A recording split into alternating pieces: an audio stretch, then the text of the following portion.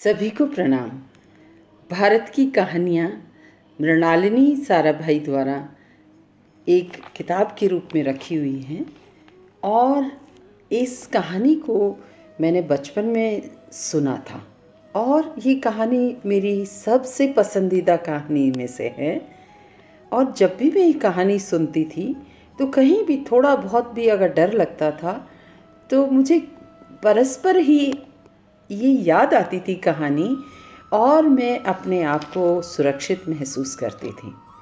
तो क्यों ना आज सबके साथ इस कहानी को सुना जाए। और कहानी का शीर्षक है दयालु चरवाहा। गोपाल एक नन्हा सा बालक था जो अपनी माँ के साथ एक बड़े जंगल के छोर पर रहता था। उसके बचपन में ही उसके पिता का देहांत हो गया था।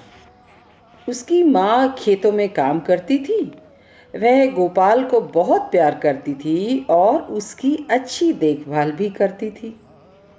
जब गोपाल 5 वर्ष का हुआ, उसकी माँ ने उसे पाठशाला भेजा। पाठशाला जाने के लिए उसे जंगल में से होकर जाना पड़ता था। प्राय शाम को घर लौटते समय उसे जंगल में अद्भुत आवाजें सुनाई देती थी। तब वह पूरा रास्ता भागकर घर आता और अपनी माँ की बाहों की सुरक्षा में छिप जाता। पहले तो उसने अपनी माँ को बताया ही नहीं कि उसे डर लगता था, परंतु उसका भय बढ़ता गया। फिर एक दिन वह बोला, माँ, मैं पाठशाला नहीं जाना चाहता। कल से मैं खेतों में तुम्हारी मदद करूँगा। माँ ने उसे अपनी बाहों में भरकर पूछा, क्या बात है बेटे? तुमने तो मुझसे कहा था कि तुम्हें पाठशाला अच्छी लगती है।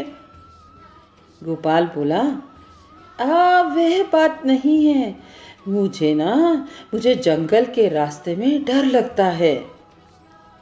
उस रात गोपाल की माँ ने अपने बेटे की रक्षा करने के लिए भगवान कृष्ण से प्रार्थना की। उन्होंने एक चरवाहा बनकर धरती पर जन्म लिया था और उसने भी प्रभु के नाम पर अपने बेटे का नाम गोपाल रखा था। अगले दिन सुबह उसने गोपाल से कहा, क्या तुम जानते हो कि जंगल में मेरा एक बेटा है और उसका नाम भी गोपाल है? वह एक चरवाहा है। जब भी तुम्हें डर लगे बस उसे पुकार लेना, वह निश्चय ही आ जाएगा। गोपाल अत्यंत प्रसन्न हुआ। उस दिन वह निर्भय होकर चल पड़ा।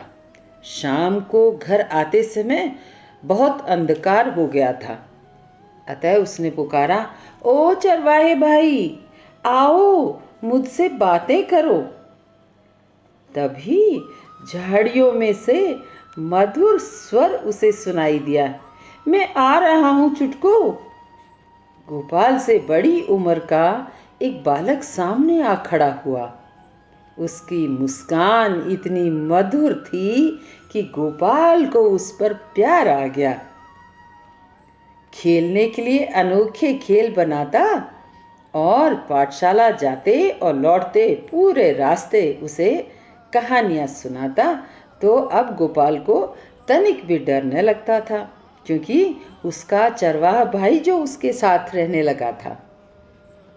एक दिन अध्यापक ने बच्चों को बताया कि वे उत्सव मनाने की योजना बना रहे हैं। उन्होंने हर बालक से कुछ न कुछ खाने की चीज लाने को कहा।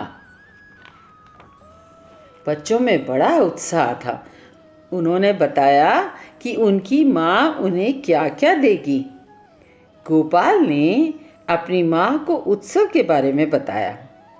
सब बच्चे कुछ न कुछ ला रहे हैं, मैं क्या ले जाऊं? उसने उत्सुकता से पूछा।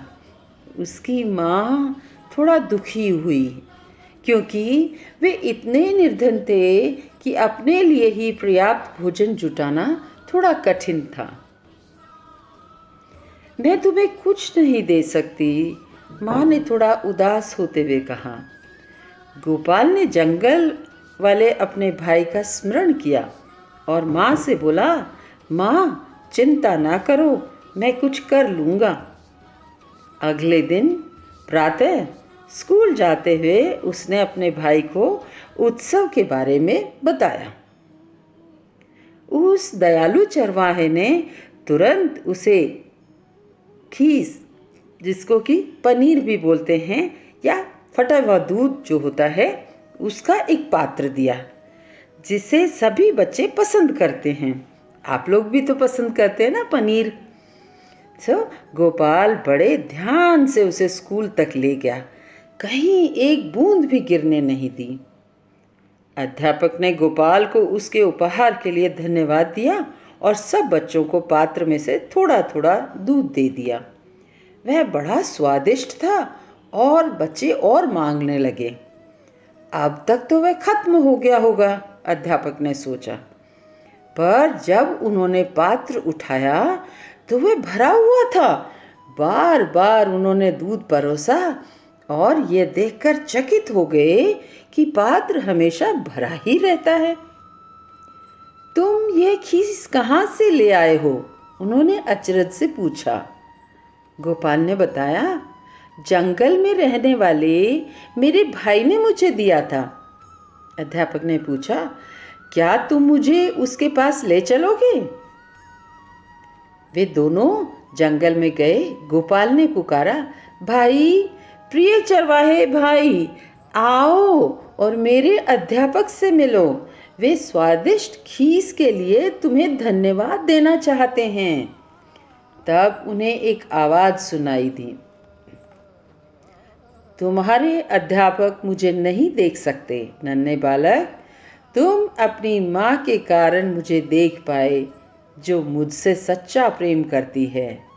गोपाल का भाई अन्य कोई नहीं बल्कि स्वयं परम स्नेही भगवान श्री कृष्ण ही थे।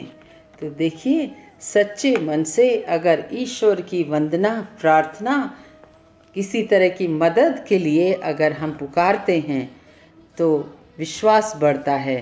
क्यों? क्योंकि हम इंसान भी तो ईश्वर का ही एक रूप है।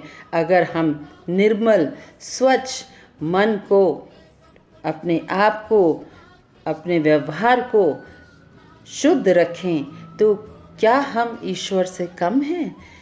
लेकिन होता क्या है कि हम अपने आप को बहुत सारी कुरीतियों में बांध लेते हैं, या मानव जीवन के व्यवहार में हम सच झूठ का साथ लेते हैं, हानि लाभ का भी हम बहुत दामन पकड़े रखते हैं और ईश्वर को भूल जाते हैं, या अपने इंसान होने का सही रास्ते को भूल जाते हैं। तो भगवान उन्हीं की मदद करते हैं जो उन्हें सच्चे मन से याद रखता है और जो उनके द्वारा बताए हुए रास्ते पर चलते हैं। तो क्या आपको नहीं लगता हमें भी अपने आप को संयत रखना चाहिए, अपने ऊपर संयम रखना चाहिए, शुद्धता रखनी चाहिए, चाहे वो विचार में हो, चाहे मन में हो, चाहे तन से हो। हमें अपने अंदर दयालुता रखनी चाहिए ताकि हम उस भाव में अपने आप को भी माफ़ कर सकें और दूसरों को भी माफ़ करें। आशा है आपको कहानी पसंद आई होगी और ये रोचक कहानी कैसी लगी आपको बताइएगा ज़रूर। इसको और अच्छा बनाने में मेरी मदद की है मनोज जी ने और मैं कमलजीत यादव। सभी का धन्यवाद।